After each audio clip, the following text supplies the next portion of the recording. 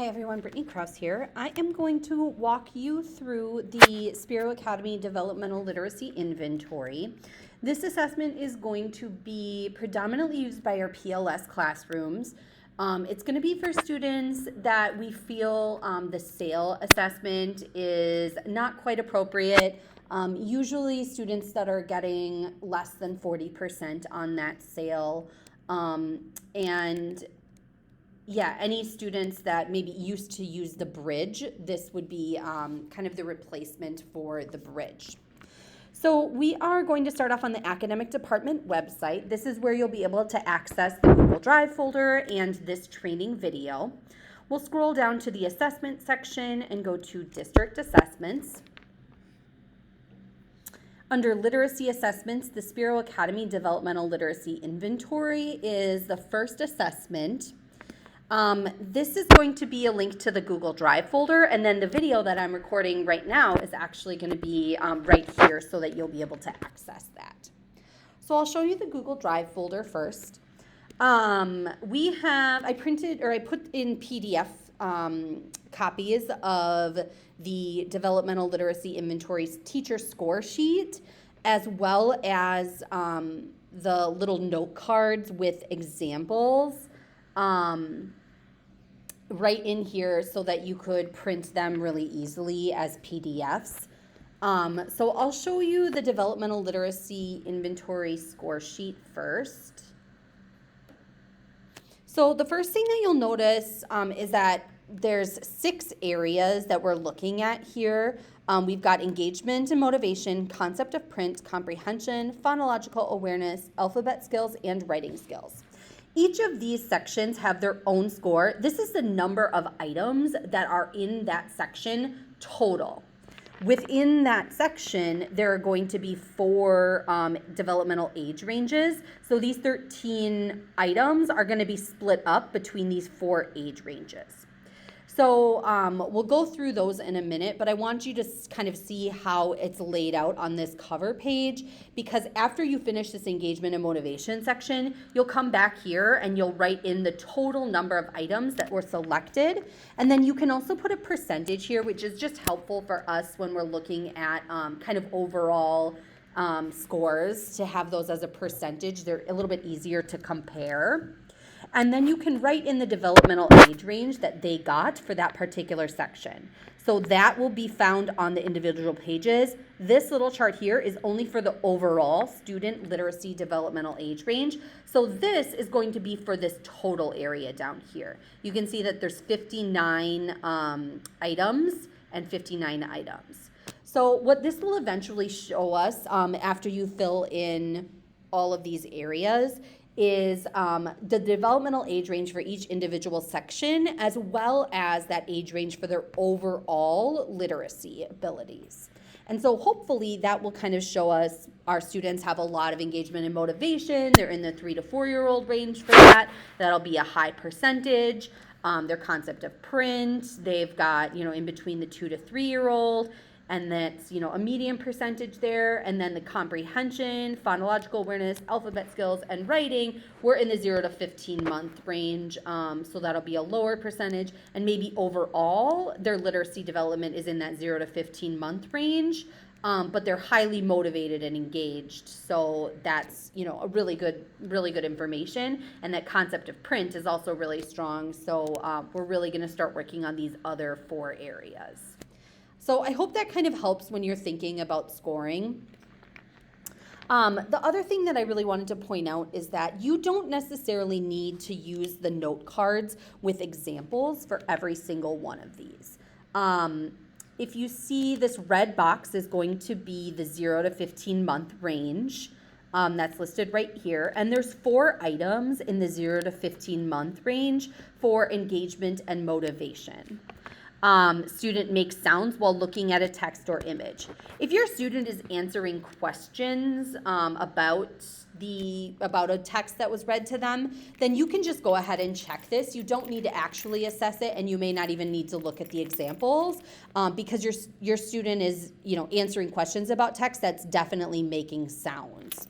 Pointing to a few pictures in the book in response to adult questions. If your student is answering questions, then pointing to a few pictures is going to definitely be a skill that they have. Demonstrates interest and involvement with books and other print materials. So if your student is, again, answering questions, then they're definitely demonstrating interest, and they're definitely involved in those literacy activities and print materials.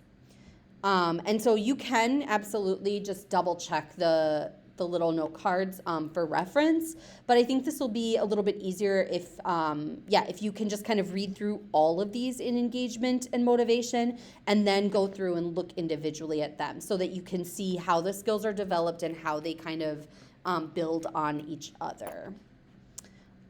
So you will check whatever your student is able to do.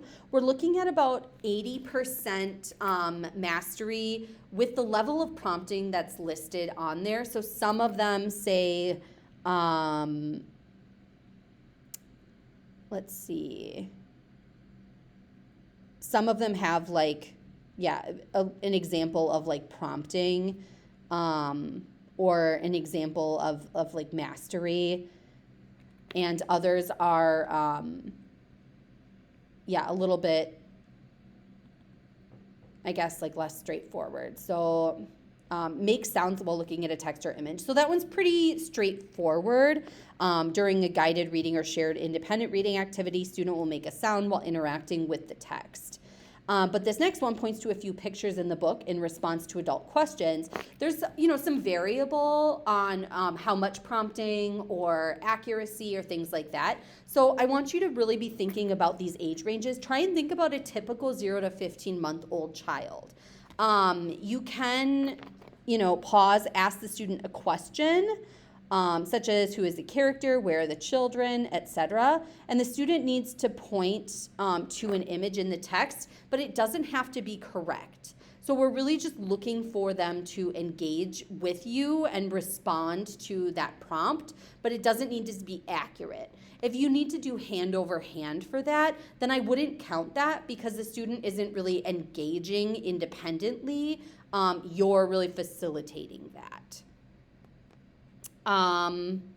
There's, lots of other examples that I kind of go through in there. But you can see how they kind of build off of each other.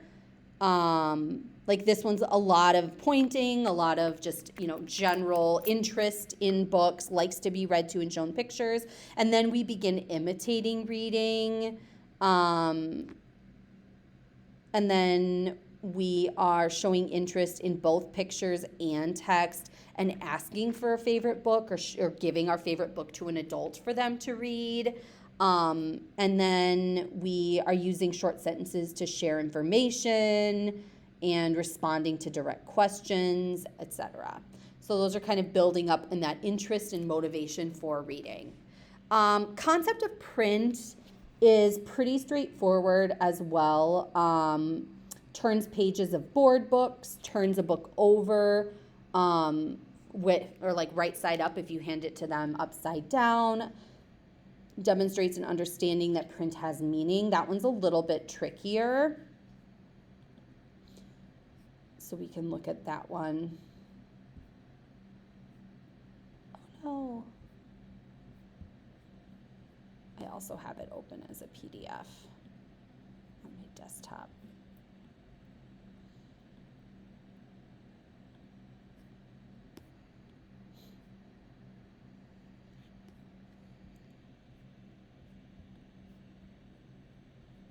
So this one, student shows this understanding by stopping when they see a stop sign, putting pencils in a labeled pencil bin, pointing to text in a book, and looks at the teacher to read it or pretends to read written words or scribbles writing on paper. So that's them showing that they understand that written words have some kind of a meaning. So it's a little bit trickier, but it's also a really important step in that concept of print. Because if they don't have that, if they never understand that print has meaning, then, they're not going to be able to read because they won't understand that that word means something. So I hope that kind of clarifies some of this for you and helps you in using this assessment. Again, this is pretty much only going to be for my PLS teachers and teachers that have used the bridge previously, students that you think would use that. We're replacing the bridge with this assessment, so we're not using the bridge anymore. It's just going to be this. And of course, I have I'm open to supporting you in any way that I can. So just let me know if you need me to come in and kind of show you the ropes, or if you are reading through this and you're like, oh, this one doesn't quite make sense to me, or if you have another example that you would like included, please let me know, because I haven't had a chance to show this to many people for editing before we're implementing it. So I really appreciate your feedback. Of course, if you have any questions, please reach out. Thanks.